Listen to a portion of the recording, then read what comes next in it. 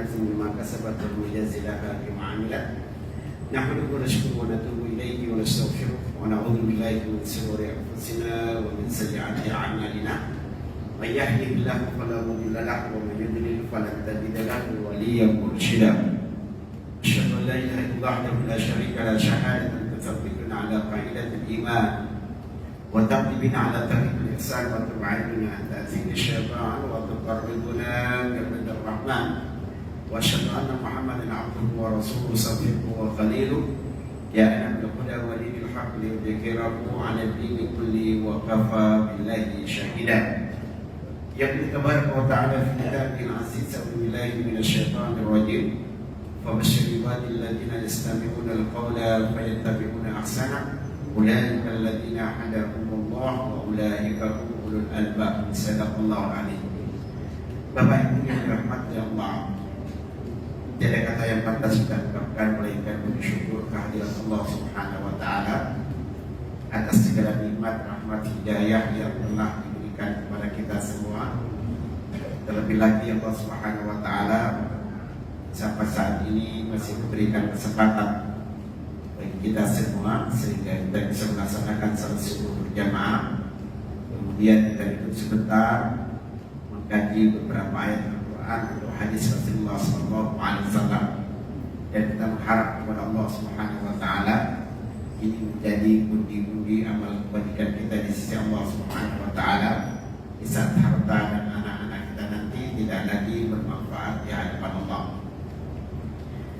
Bapak Ibu yang dirahmati Allah, pada beberapa pertemuan yang lalu kita telah bahas tentang beberapa wirid, baik itu wirid yang ada pada siang hari maupun wirid yang ada pada malam hari. Allah Subhanahu wa taala itu sangat memuji orang-orang yang senantiasa mengingat Allah. Alladzina yadhkuruna Allaha qiyaman wa qu'udan wa 'ala junubihim, yaitu orang-orang yang senantiasa ingat Allah baik dalam keadaan berdiri, baik dalam keadaan berbaring, maupun baik dalam keadaan mereka itu berbaring atau duduk. Para jemaah yang dirahmati Allah, oleh karena itu baginda Rasulullah SAW dalam sebuah riwayat dikatakan, karena Rasulullah SAW yadhkur Rabbahu fi kulli ahyani. Baginda Rasulullah SAW itu senantiasa ingat Allah dalam setiap keadaan. Baginda Rasulullah SAW itu senantiasa mengingat Allah itu dalam setiap keadaan. Itu namanya menghadirkan Allah dalam setiap keadaan. Entah orang itu lagi berdiri, lagi duduk, lagi berbaring, lagi berjalan, dan segala senantiasa ingat Allah Subhanahu wa ta'ala.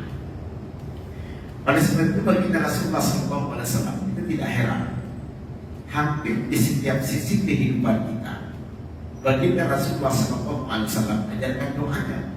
Ya, kalau kita keluar rumah ada doanya, masuk rumah ada doanya, mau ke kamar mandi ada doanya, keluar dari kamar mandi ada doa, masuk masjid ada doa, keluar dari masjid ada doanya. Hampir di setiap sisi kehidupan kita baginda Rasulullah SAW mengajarkan doa. Doa yang kita panjatkan kepada Allah Subhanahu wa taala adalah zikir. Tapi tidak semuanya zikir itu adalah doa. Setiap doa yang kita panjatkan kepada Allah Subhanahu wa taala adalah merupakan zikir. Tapi tidak semua zikir itu adalah doa. Doa dan zikir yang kita lakukan secara kontinu, ya, secara terus menerus, itu namanya wirid. Ya. Apa-apa yang kita lakukan secara kontinu, terus menerus, itu disebut dengan wirid.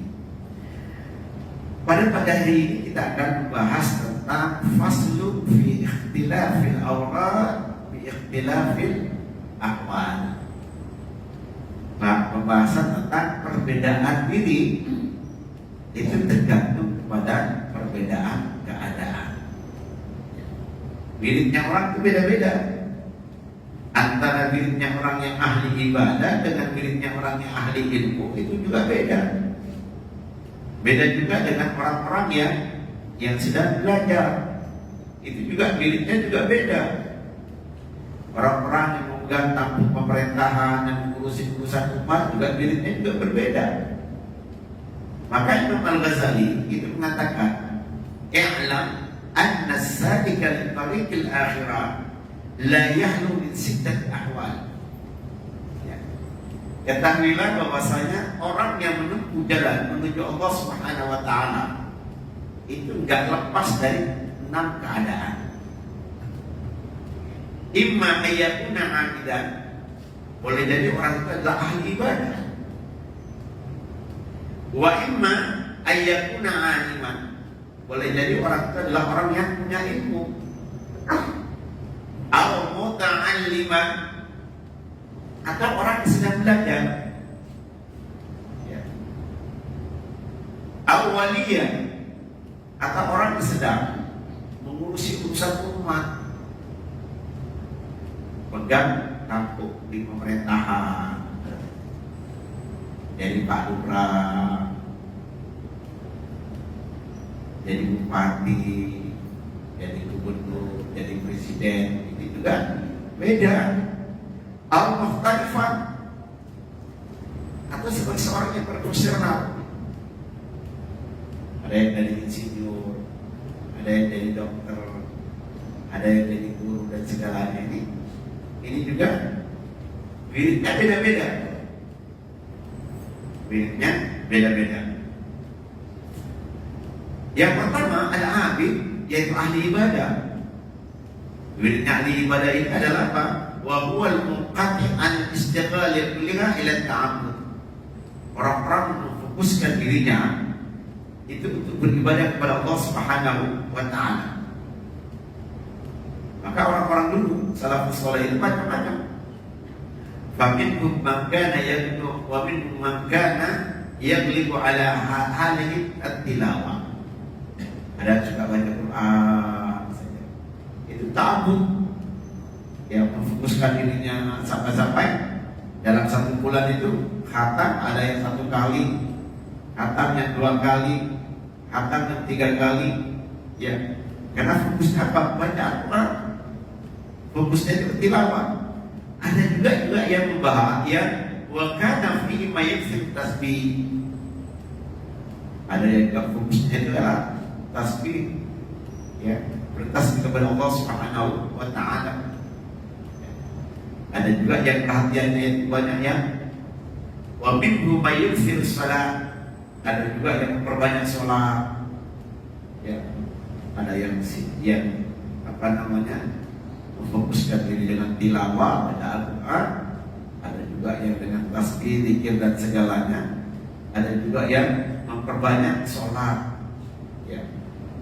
Sholat itu memang sholat yang wajib memang hanya 5. Tapi sholat-sholat yang sudah itu tidak terbatas. Ya, ada sholat duha, ada sholat rawatibnya, rawatib itu ada yang mu'akkada, yang lain mu'akkada, ada sholat zuhur, ada sholat yang namanya sholat intidhar. Kalau kita di hari Jumat sebelum khatib naik mimbar, ada orang sholat 2 rakaat salat, 2 rakaat salat, 2 rakaat salat. Itu yang disebut dengan sholat intidhar, memperbanyak. Ada juga wa minhu may yuksiru tawaf bil bait. Ya, ada juga yang memperbanyak tawaf. Jadi memperbanyak tawaf itu kalau mereka yang ada di Mekah. Kalau kita yang di sini enggak bisa memperbanyak tawaf, ya. Maka masyarakat kita ini kalau lagi berkesempatan melaksanakan ibadah haji, melaksanakan ibadah umroh, ini memperbanyak tawaf, Walaupun ada di masyarakat kita juga yang menggunakan ungkapan mumpung di Mekah, jadi memperbanyak umroh. Sampai-sampai telepon itu ada iklannya begini, bayar 1 kali umroh, umrohnya berkali-kali. Pagi umroh, siang umroh, pagi umroh, siang umroh. Bahkan cerita sama orang, ini umrohnya berapa kali? Ya, itu mumpung ini. Walaupun ada silang pendapat di kalangan ulama, apakah ini juga hal yang dianjurkan atau tidak. Ya. Ada sebagian orang ditanya, ulama ditanya, kalau kita berkesempatan ada di Mekah, apa yang harus kita lakukan? Apakah memperbanyak sholat? Apa memperbanyak tilawah? Ya. Salah seorang ulama mengatakan, perbanyaklah tawaf. Perbanyaklah tawaf. Kalau kamu sholat itu bisa dilakukan di Indonesia. Baca Al-Quran juga bisa kita lakukan di Indonesia. Sholat-sholat sunnah bisa kita lakukan di Indonesia. Tapi itu tawaf hanya bisa dilakukan di Mekah, di Masjidil Haram. Maka kalau kita punya kesempatan, kita jangan memperbanyak tawaf. Fa'lam anna qira'at al-Quran fi shalat qa'iman ma'a tadabbur yajma'ul jami'. Ketahuilah kalau kita membaca Al-Quranul Karim sambil kita sholat, itu mencakup semuanya, Pak. Mencakup semuanya. Tapi orang itu terkadang itu merasa bosan. Ya, orang itu terkadang merasa bosan. Makanya dalam berangkat sholat itu juga berbeda-beda. Ada qiyamah, ada berdiri, ada rukuk, ada sujud. Agar apa? Agar kita ini tidak bosan. Ya. Wa maqsudul aurat tazkiyatul qalbi wa tathhirihi. Jadi yang diinginkan itu adalah apa? Dengan membersihkan jiwa. Dan orang itu macam-macam. Ya, senangnya itu macam-macam. Sebagaimana kita katakan tadi, ada yang senang baca Quran, ada yang senang dengan wiridan, ya, ada yang memperbanyak sholat, ada yang memperbanyak tawaf. Orang itu macam-macam. Dan orang itu tergantung apa yang dimutuskan pada dirinya. Ya. Apa yang dimutuskan kepada dirinya. Ya. Maka Abu Sulaiman Ad-Darani itu mengatakan fa idza wajadta qalbaka fil qiyam fala tarfa. Kalau kamu punya semangat yang luar biasa, ya, untuk sholat, ya dalam sholat senang berdiri aja, yang saya rukuk, fala tarfa. Wa idza wajadta fil rukuk fala tarfa. Kalau kamu punya semangat yang luar biasa ketika rukuk, ya nggak usah berdiri. Sampai kapan-kapannya semacam itu. Ini orang-orang yang fokus pada ibadah, ahli ibadah. Yang kedua yaitu al-alim. Ya, al-alim, orang yang punya ilmu. Ini wiridnya juga beda. Kalau tadi adalah wiridnya cara orang yang ahli ibadah, ini wiridnya cara orang yang ahli ilmu. Alladzi yantafi'un nas bi'ilmihi fi fatwa, yaitu orang-orang yang orang lain itu banyak mengambil manfaat dari fatwanya, dari ilmunya, dari cara dia mengajarnya dan segalanya. Ini berbeda. Fatartibuhu fil awrad yukhalif tartibil 'abid. Ini cara ibadahnya, cara wiridnya beda. Orang yang ahli ilmu. Kenapa? Fa'innahu yahtaju ila al-muqala'ah fil kutub. Jadi perlu untuk memutalaah, baca buku, ya, menulis, merangkum, menjelaskan. Sampai-sampai Imam Nawawi juga demikian. Imam Nawawi itu belajar itu setiap harinya dari 12 syekh. Belajar setiap hari dari 12 syekh di bidang yang berbeda-beda. Ada tafsir, ada hadis, ada ilmu sekolah hadis, ada yang usul fikihnya, ada segi balaghahnya dan segalanya. Itu 12. Setiap hari beliau belajar. Malamnya itu tidak berhenti. Beliau itu memutalaah, berikan penjelasan, berikan catatan, berikan penjelasan. Maka karangannya luar biasa. Imam Nawawi, ya. Fa'innahu yahtaju ila al-muqala'ah fil kutub at-tasnif wal-ifadah. Fa in istaqrat al-awqat fi dhalika fa huwa afdal.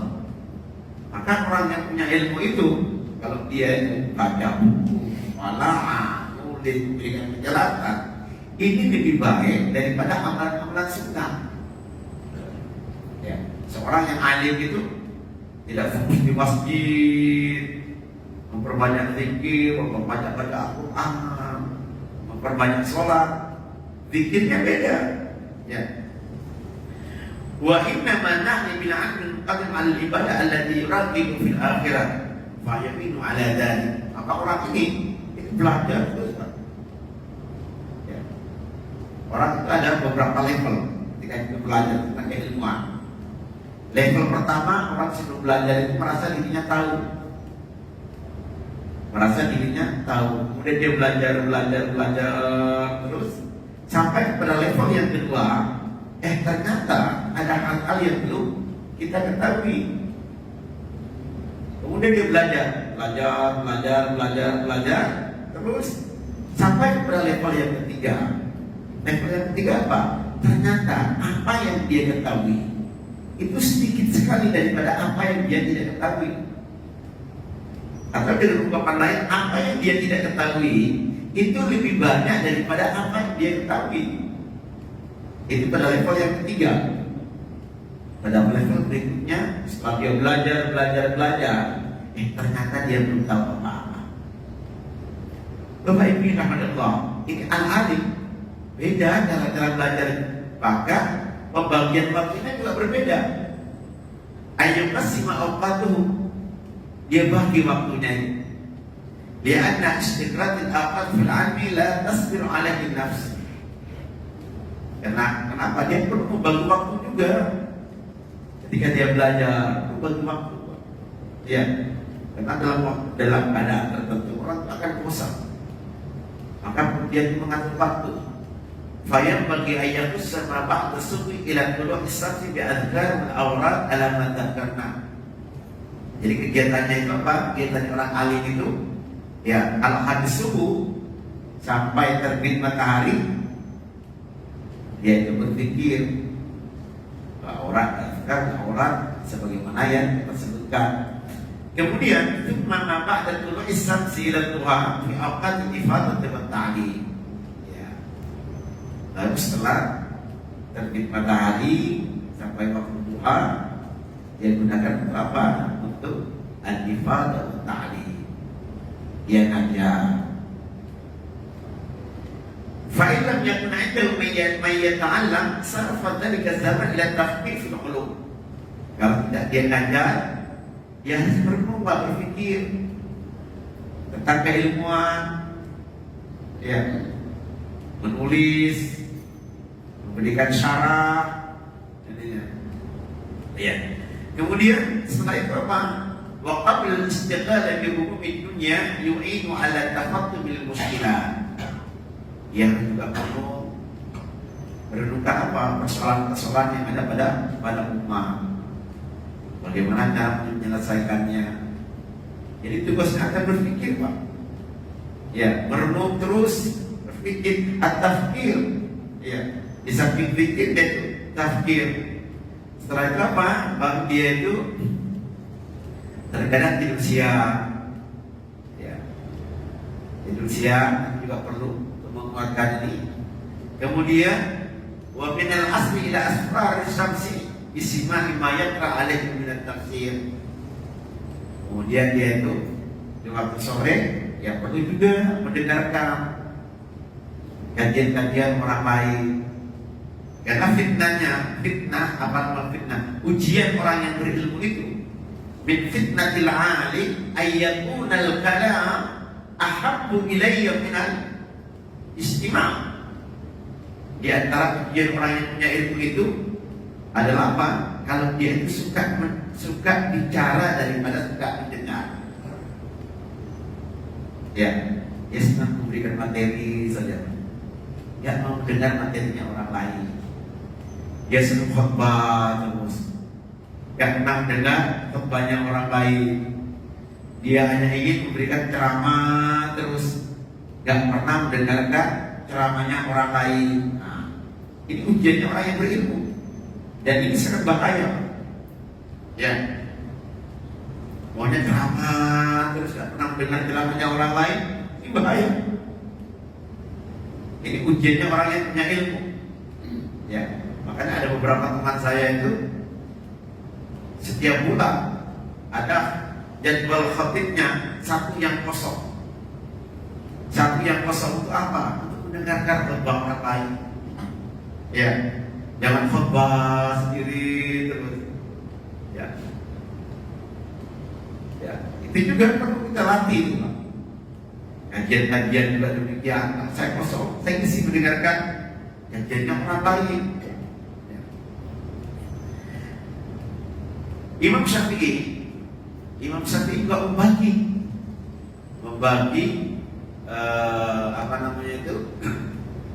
waktunya sedemikian rupa. Imam Syafi'i itu ngajar di Amr bin As. Beliau tinggal di Qal'ah, dekat Qal'ah. Kira-kira jaraknya antara tepatnya Imam Syafi'i ke Masjid Amr bin As itu sekitar 6 kilo atau 7 kilo. Dan itu Imam Syafi'i naik kuda, ngajar pagi ngajar ini, siang ngajar ini. Ya, itu Imam Syafi'i. Sedemikian rupa beliau. Maka di waktu malam dia bagi. Ya. Fa'amal lil fa'asanat fi qismat Syafi'i. Karena yuqassimu thalathatal ajza.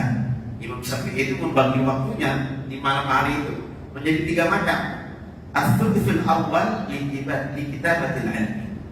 Ya, sepertiga pertama malam untuk menulis.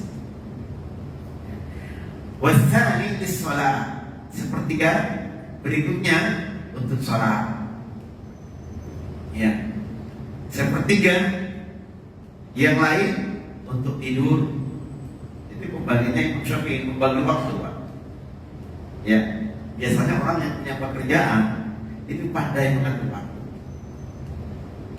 Yang repot itu, yang nggak bisa mengatur waktu, itu orang pengangguran, Pak. Waktunya senantiasa sibuk terus. Itu orang yang nganggur, ya nggak pandai mengatur waktu. Tapi orang yang sibuk, yang punya pekerjaan, itu pandai mengatur waktu. Ya, itu termasuk Imam Syafi'i ini mengatur waktunya. Malam itu dia menjadi 3 bagian. Di kitabatil ilmi untuk nulis, kemudian untuk sholat, kemudian juga untuk tidur. Farubbama la yahtami dzalika, fa'amma as-saif farubbama la yahtami dzalika illa idza kana aktsara min nahar. Nah, ini juga menjadi budaya di Mesir. Itu kalau musim panas itu orang malamnya itu gak banyak tidur, Pak. Gak banyak tidur, jam 2, jam itu gak tidur dia. Tidurnya kapan? Tidurnya di waktu siang.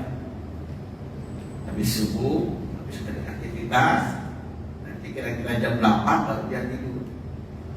Ya, itu lagi musim panas. Bapak Ibu Allah, yang berikutnya hadal muta'allim, yaitu wiridnya orang-orang yang sedang belajar. Ini juga beda, cara wiridnya juga beda. Fa'innal muta'allim afdal min at-tashaddud bil azkar wan nawafil. Ya, cara belajarnya itu, orang yang belajar itu lebih utama daripada menyibukkan diri dengan amalan-amalan yang sunnah. Ya, at-tasaddud bil ilmi itu afdal min at-tasaddud bil adkar wan nawafil. Daripada dia berzikir atau dengan melaksanakan sholat-sholat sunnah. Maka belajar itu lebih utama. Kenapa? Karena ilmu itu harus dulu daripada ibadah.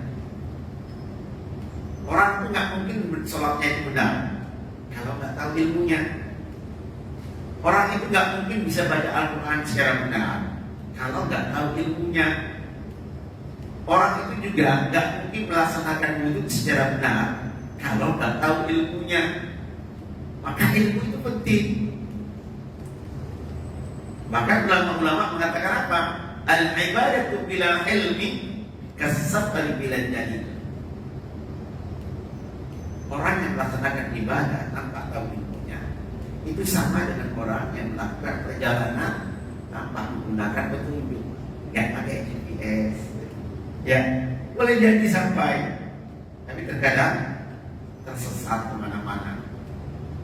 Cara kerjanya juga efisien. Ya, jadi orang kalau nggak tahu ilmunya, maka dalam sebuah riwayat dikatakan pernah suatu ketika baginda Rasulullah SAW ingin masuk masjid. Di luar masjid ada iblis mondar mandir gelisah begitu. Lalu Rasulullah SAW bertanya, kenapa kamu iblis? Kata iblis itu, saya mau masuk masjid tapi saya dilarang. Karena di dalam masjid itu ada dua orang, yang satu sedang sholat, yang satu sedang tidur. Lalu kenapa kamu orang? Saya khawatir orang yang tidur itu bangun. Rasulullah SAW penasaran, loh, bukankah kamu itu menggoda orang yang sedang sholat? Kenapa fokus perhatianmu itu kepada orang yang tidur? Kata iblis, Muhammad, itu yang sholat, itu nggak ngerti ilmunya sholat. Saya nggak peduli dengan dia. Justru yang aku khawatirkan adalah orang yang tidur.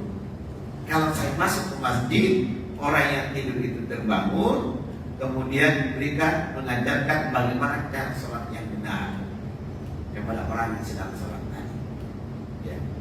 Ini artinya apa? Riwayat ini menjelaskan kepada kita ilmu itu lebih utama ya daripada amalan itu sendiri tanpa tahu ilmunya. Apalagi ibadah-ibadah waktu. Ibadah waktu itu nggak boleh kita asal-asalan. Ya, kemampuan kita sendiri. Kita dianjurkan itu ittiba, mengikut, bukan ibtidah. Kalau ibtidah itu apa? Berpikir kreatif, inovatif, tapi tidak dalam urusan agama tidak.